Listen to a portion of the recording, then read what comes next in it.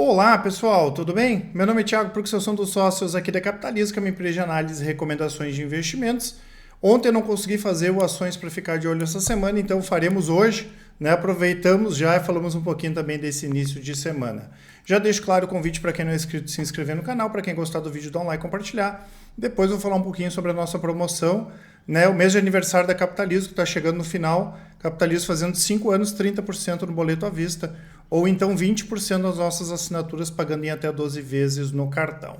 Vindo direto aqui, né, pessoal, para os principais destaques da economia brasileira e mundial, temos ainda essa questão do conflito lá na Rússia e na Ucrânia, né, que continua trazendo tensão, apesar de que as notícias da possibilidade de parada do conflito aí têm sido mais alentadoras nas últimas semanas, e o foco total, né, pessoal, em relação à questão da inflação, tanto aqui no Brasil quanto nos Estados Unidos. Na semana passada nós tivemos os números do IPCA, que vieram bastante pesados, né, e mesmo com a declaração do Campos Neto, né, que é o presidente do BC aqui do Brasil, que o fim do ciclo, né, de aumento de juros seja em 12,75, né, a gente sabe que tem a possibilidade de acabar subindo ainda mais um pouquinho, mas é uma boa sinalização. A gente sabe que é bem diferente lá da época de um dígito que nós tínhamos, mas enfim, né, melhor do que fosse 13, 14, 15%. E a mesma coisa, né, pessoal, a situação nos Estados Unidos, né, a inflação também bastante pesada. Inclusive essa semana nós teremos indicadores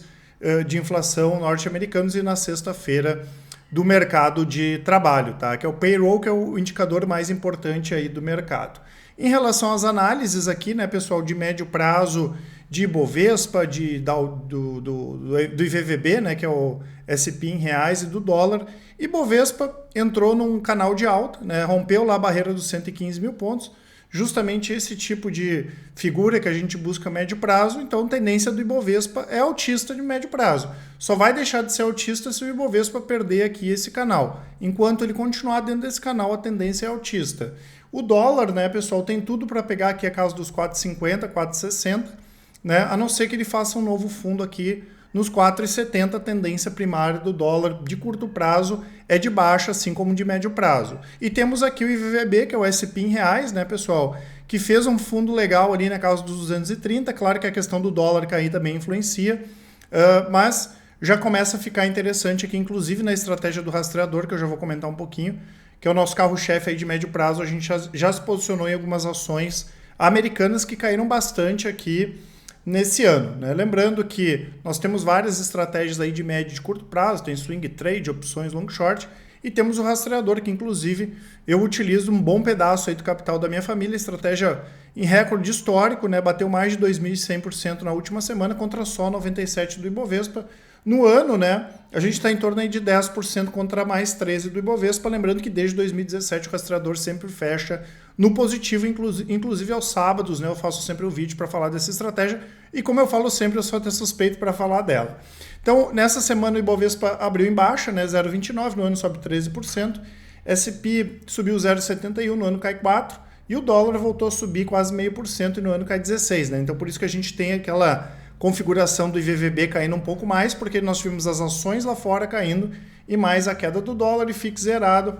No ano cai 2%, e o Bitcoin aqui voltou a subir bem nos últimos 7 dias, 14%, a baixa no ano de 12%. Inclusive a nossa carteira aí de criptoativos está performando muito bem, né? Mesmo com essa baixa aí do Bitcoin. Vindo aqui para alguns destaques, né, pessoal, de alta e de baixa, começando com os destaques de baixa, que pegar dois de celulose, né, Suzano e Klabin, nada negativo, pelo contrário, nós tivemos aí um anúncio de mais pagamento de dividendos por parte da Suzano, vão distribuir mais de 800 milhões de reais, e na semana passada a Klabin aumentou $100 a tonelada de celulose e fibra curta para o mercado chinês, né? A Suzano já tinha feito também alguns aumentos, bastante positivo. Talvez essa questão do dólar aí tenha impactado, mas nada relevante em relação às empresas.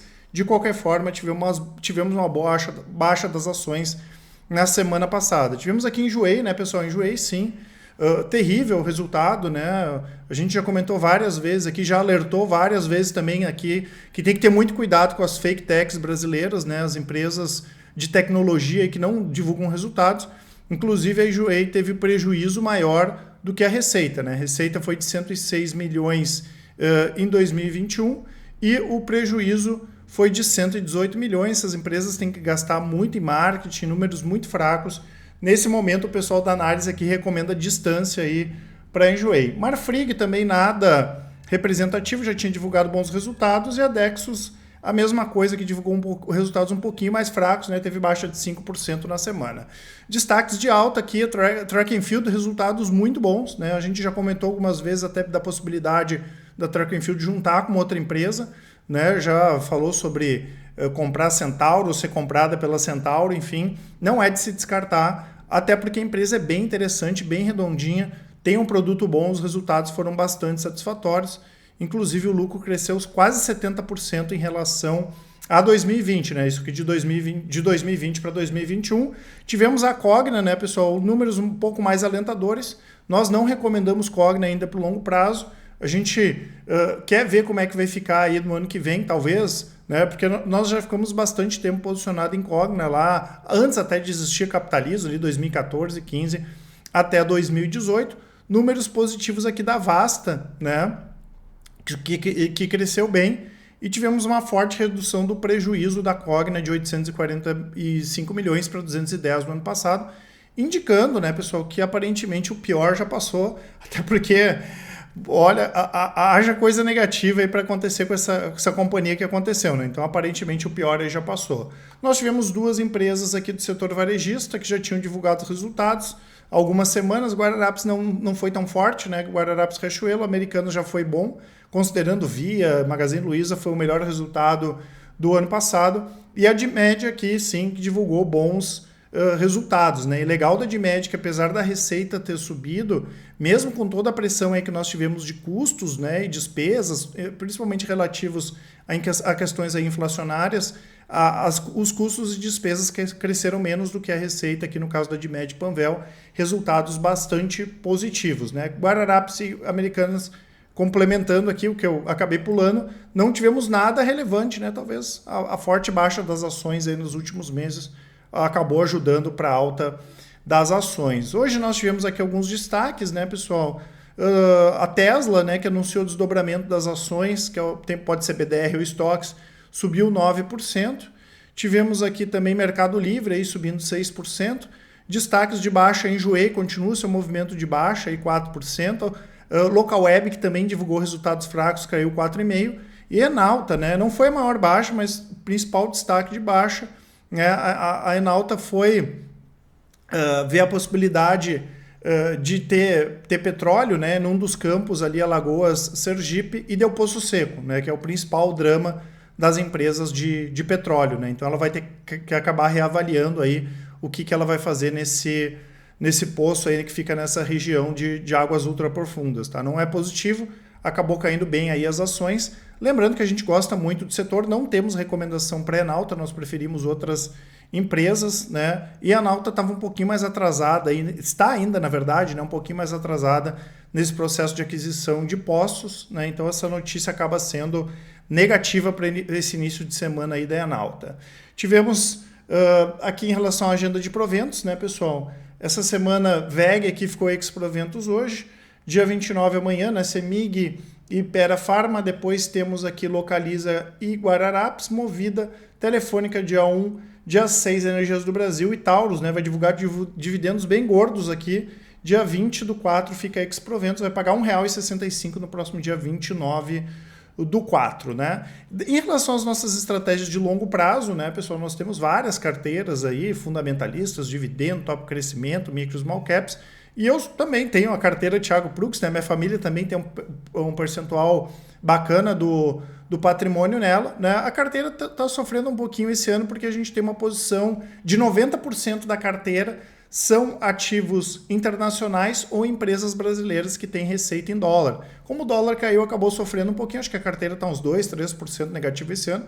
Acontece, né, da gente ficar abaixo do Ibovespa, as outras carteiras, claro, acabam sofrendo menos, né? Ainda assim, a gente está com um histórico aqui bastante satisfatório, 473% contra 82% desde julho de 2017, está cheio de oportunidade, tá, pessoal? Principalmente em small caps aqui no Brasil, né? Não só para a carteira Thiago Prux, na carteira micro small cap, e alguns ativos, principalmente do segmento de tecnologia, lá fora estão com preços bastante atrativos também, né? Lembrando que para quem tem a sua carteira de investimentos, nós temos esse trabalho de avaliação dos seus investimentos. Vocês enviam, né, os seus investimentos para a gente, o pessoal da análise dá uma olhada, dá uma avaliada, né, e diz como seria a melhor forma aí de se posicionar, claro, né, tentando reajustar mais as carteiras aí de acordo com as nossas recomendações. Vindo aqui para mais destaques, né, pessoal, o Espaço Laser teve o lucro caindo 33%, né, no quarto trimestre de 2020 para o quarto trimestre de 2021, né, chegou a 24 milhões, né, e eles tiveram vários custos aí, despesas relacionadas a essa questão de recompra de lojas dos franqueados. Muita gente tem nos perguntado sobre Espaço Laser. O pessoal aqui da análise vê um pouco com ceticismo, né, esse movimento aí de recompra, vamos dizer assim, das lojas dos franqueados, até porque é um modelo que exige, né, uma gestão mais apurada, e talvez não seja esse o melhor momento para fazer isso.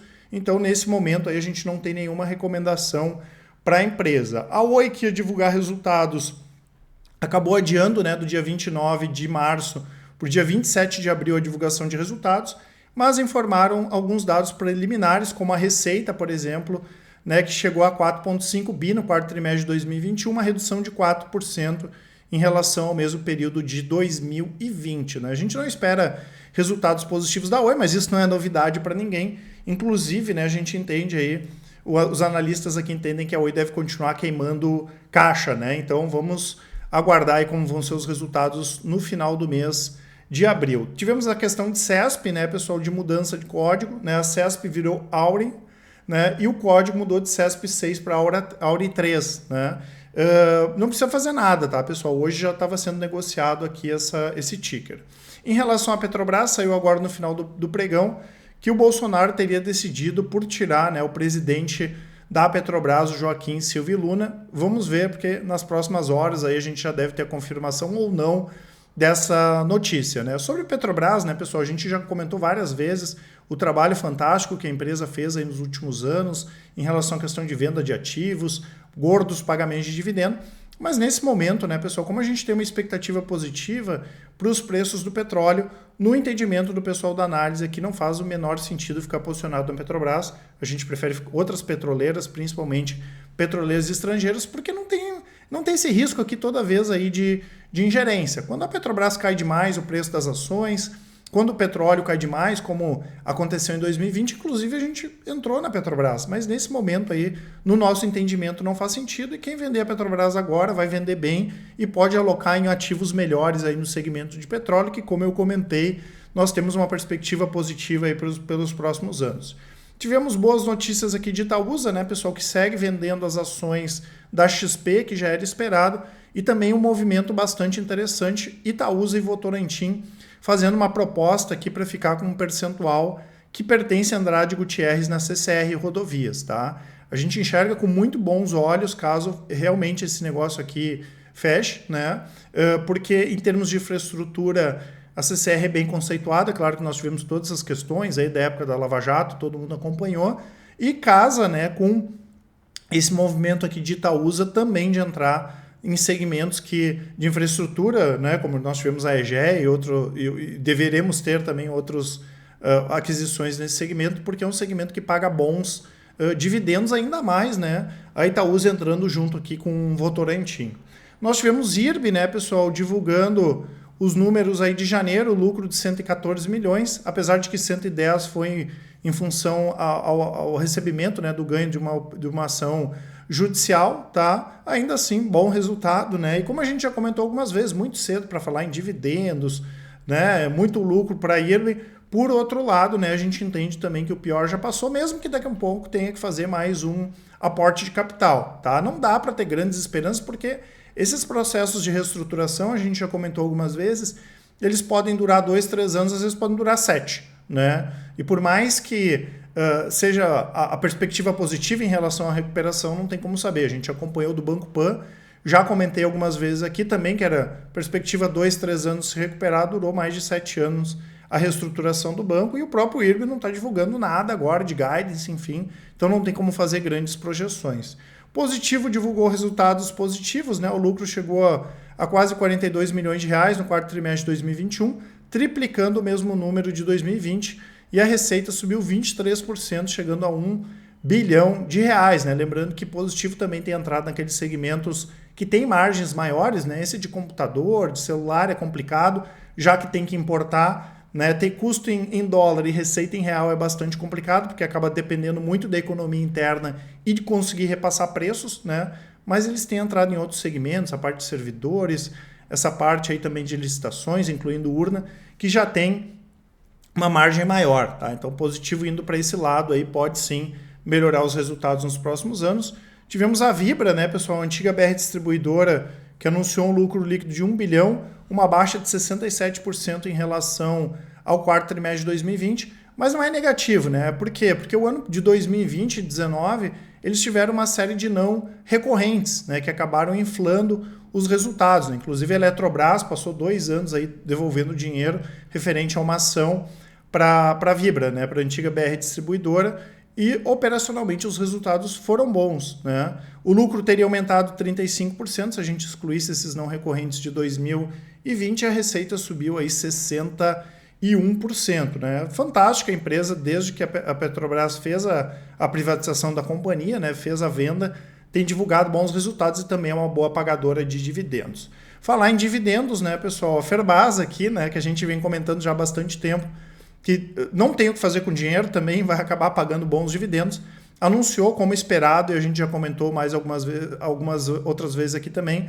mais um aumento aí de preços, né, de ferro cromo para os clientes europeus, mais um aumento de 20%. Né? Então eles tiveram 3 aumentos de pelo menos 20% do ano passado para cá, e não é de se descartar que a gente tenha mais um aumento de 20%, talvez não no próximo trimestre, mas no segundo semestre, porque a demanda continua muito forte e a oferta continua bastante apertada, né? Bom, positivo, né? Apesar de ser esperado positivo aí para Ferbasa. Randon, a mesma coisa, né, pessoal? Randon sofreu muito ano passado em função de aumento de custos por causa da inflação, mas operacionalmente a empresa já vinha voando, né? O que acabou acontecendo também aí na virada do ano, né? Eles divulgaram os números operacionais do primeiro bimestre desse ano, e a receita líquida já sobe 30% em relação ao primeiro bimestre de 2021, com uma base de comparação muito grande, né? Então, se esse ano os custos não apertarem tanto no caso da Randon, a gente deve ver não só o melhor ano em termos de receita, mas em termos de lucro para a Randon, né? E quem divulgou resultados e não vieram positivos, né, pessoal? M Dias, nós tivemos um forte aumento de custos, né, em função da questão do trigo. Se a gente for pensar, só o trigo subiu 23% em dólares no ano passado, né? Então foi bastante negativo. O M Dias não tem um valor agregado tão grande, tem mais dificuldade para repassar preços, e nós tivemos essa questão, claro, da Rússia e da Ucrânia, que acabou prejudicando a companhia, tá? A gente voltou a ficar de olho aqui em M Dias, principalmente como uma pagadora de dividendos, né? Não é de se descartar que em algum momento ela volte para a nossa carteira. Nós ficamos muito tempo posicionados em M Dias, né? E fizemos a recomendação de venda lá em 2017 na casa de R$51, né? Então nós tivemos aquela questão da Piraquê, que eu já comentei algumas vezes, que era difícil a integração, e só agora, né, que a integração está começando a andar, e a gente entende que essa questão do trigo aí, em algum momento, claro que vai se resolver e pode abrir uma oportunidade boa aqui em M Dias, que é uma empresa muito bem gerenciada, uma empresa muito bem administrada, então ela voltou a ficar aqui no nosso radar, tá? E Berkshire Hathaway, né, pessoal, a empresa aí do Warren Buffett, né, fez o maior negócio aí dos últimos 6 anos com a compra de uma seguradora, quase 12 bilhões de dólares, né? Uma seguradora que chama Allegheny, eu não sei se fala assim, eu vou ver aqui e falo o nome certinho, mas eu acho que é Allegheny, né, que trabalha em várias frentes aí, lembrando que Warren Buffett, né, a Berkshire Hathaway, tem uma participação grande na Geico, né, que é uma grande seguradora americana, e o Warren Buffett gosta muito desses negócios em função da previsibilidade, né? Tanto que na nossa carteira de dividendos aqui nós também temos esses negócios em seguradoras, né? Então o Buffett usou um pouquinho do caixa monstruoso lá da empresa, enxergando uma possibilidade boa nessas empresas de seguro, lembrando que lá nos Estados Unidos é parecido com aqui, né? Já que o prêmio é pago de maneira antecipada, né? E as empresas podem deixar o dinheiro no mercado financeiro. Então, como aqui, como lá, nós temos um aumento aí de taxa de juros, os ganhos financeiros dessas empresas aqui aumentam. Então o Buffett, eu acho que quer aproveitar um pouquinho aí também nos próximos anos, em função dessa possibilidade de a gente ter juros mais elevados nos Estados Unidos. E para finalizar aqui a nossa ação da semana, né, pessoal, Natura, né, a Natura aqui está com uma dificuldade grande de romper os R$25, né? Por outro lado, não perdeu os 20, a gente já comentou algumas semanas aí que graficamente está bastante interessante. Aqui pensando em meses, né, como por exemplo a estratégia do rastreador de 3 a 6 meses, e rompendo esses 25 aqui tem tudo para disparar. Em termos de resultado, tá, pessoal? Os resultados não vieram ruins, a integração com a Avon tá bom, tá sendo muito bem feita. Inclusive, na última sexta-feira eu fiz um vídeo falando sobre Natura, né? E lá nesse vídeo eu comentei que o pessoal da análise fez aqui uma estimativa que Natura poderia ter uma margem, né, de 8%, 9%, quem sabe até mais nos próximos anos, né? Quando a gente fala uma margem de 8, 9, 10% uma empresa que fatura 40 bilhões, mesmo que ela não tenha aumento de faturamento, ela mais do que quadruplicaria o lucro, né? O que acaba sendo aí bastante interessante. A gente entende que o mercado exagerou, bateu demais na Natura do ano passado para cá, nos posicionamos na Natura, agora não dá para entrar, né, pessoal, mas caso ela volte a ficar interessante, a gente reencaminha as operações aqui para os nossos clientes pela estratégia do rastreador. Então vamos ver, né, se Natura consegue reagir aí nas próximas semanas, a gente consegue ganhar um dinheiro aqui em Natura, tá certo, pessoal? Peço desculpas novamente por não ter conseguido fazer o vídeo ontem, né? O próximo domingo, inclusive, a gente vai fazer uma live aí, então não esqueçam de participar. E também quem não é nosso cliente, aproveitem a promoção. O cupom é o aniversário, 30% de desconto nas assinaturas à vista, 20% no boleto. Informações das assinaturas aqui na descrição. Qualquer dúvida, vocês podem mandar um e-mail para a gente. Quem preferir, manda um áudio, tá, pessoal? Ou no Telegram ou no WhatsApp, né? Pessoal, quero saber, eu tenho uma carteira de dividendos, como é que vocês podem me ajudar? Meu objetivo é médio prazo, qual a assinatura que combina mais comigo? Qualquer dúvida que vocês tiverem, o pessoal do atendimento com certeza vai auxiliar vocês, tá certo? Um grande abraço e ótimos investimentos. Até mais!